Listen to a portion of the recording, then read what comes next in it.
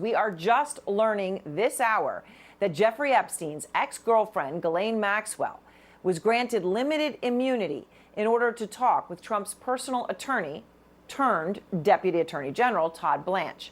Now, what did this mean, this limited immunity? Well, it allowed Maxwell to provide information without any fear that anything she said that is truthful can be used against her in the future. Maxwell is, of course, serving a 20-year sentence in connections with Epstein's sex crimes. It is a conviction she's actually in the process of appealing.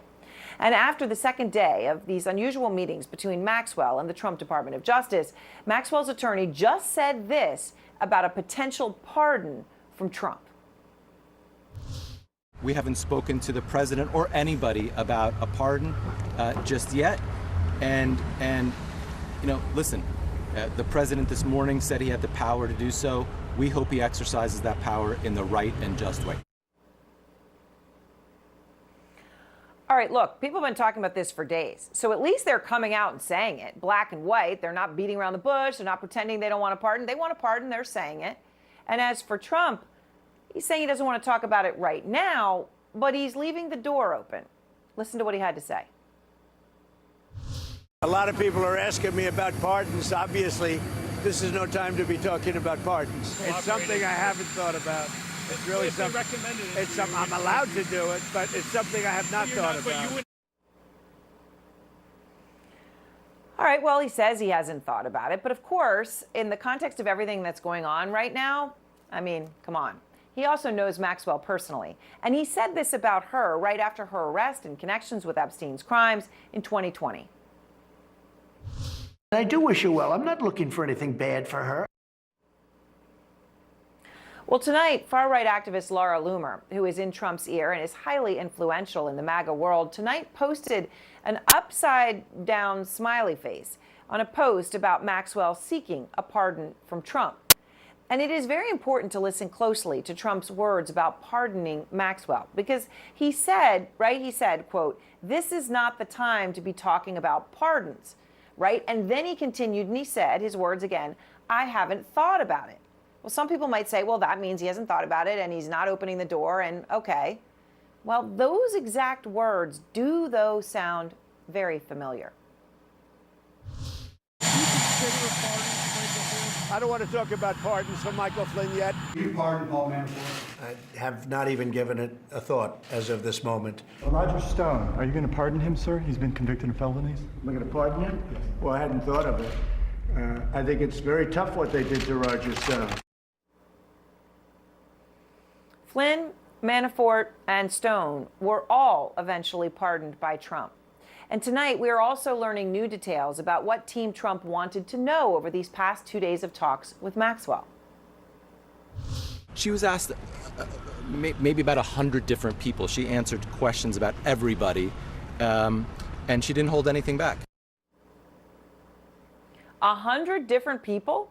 100 names? I mean, first of all, that is incredible. And it does fit with the narrative that, well, there's a lot of people to focus on here.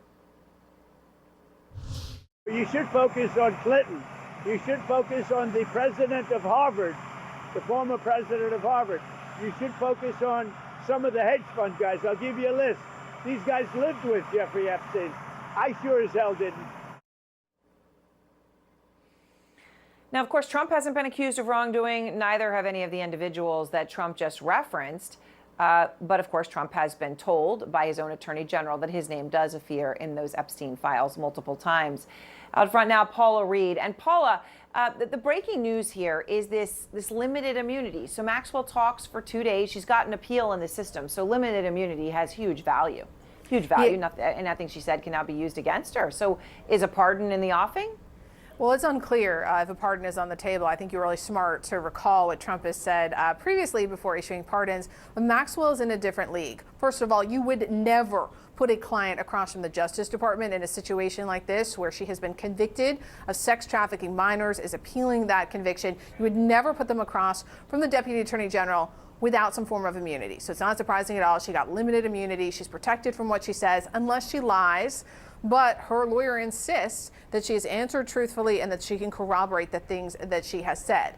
When it comes to a pardon, though, that is a risk for this administration to do a commutation or a pardon, even if she gave something of value. Because remember, so much of the concern, the outrage, the political firestorm that we're seeing here is motivated by a concern that sexual predators are being protected. So if you were going to reward someone who victims testified at her trial that she recruited them, groomed them, and in some cases sexually assaulted them, that is unlikely to do anything to quell this political firestorm. So that's an option. It's clearly something that a lot of folks have talked about. We have no reporting that has been put on the table, but the consequences for the administration, that is only going to make this worse. Yeah, absolutely. All right, Paula, thank you very much. So, on the back of this significant development, as Paula is reporting, I want to bring in Adam Wren. He is the senior national politics correspondent for Politico. Barry Levine is also back with us, the author of Spider, Inside the Criminal Web of Jeffrey Epstein and Ghislaine Maxwell. I spent many, many years investigating this, and Ryan Goodman, the editor-in-chief of Just Security and the former special counsel of the Defense Department. So grateful to all of you. Barry, here we are, limited immunity. 100 individuals, 100 people are named, according to Ghislaine Maxwell's attorney today, by Ghislaine Maxwell in these conversations with the Department of Justice and Mr. Blanche. I know that you have real questions about whether she can be trusted, and of course her immunity only applies if she tells the truth. So what do you think about this breaking news that she was granted limited immunity for what she said? Well, Aaron, certainly this is the most sensational development that we've had in this case. Here we have someone who was right next to Jeffrey Epstein, who was his co-conspirator. And for the very first time, she talked for 9 straight hours over 2 days. What she said in those 9 hours could result possibly in the arrest of other individuals, men who may have helped facilitate the sex trafficking with Jeffrey Epstein, and also individuals who might have taken part in the sexual abuse.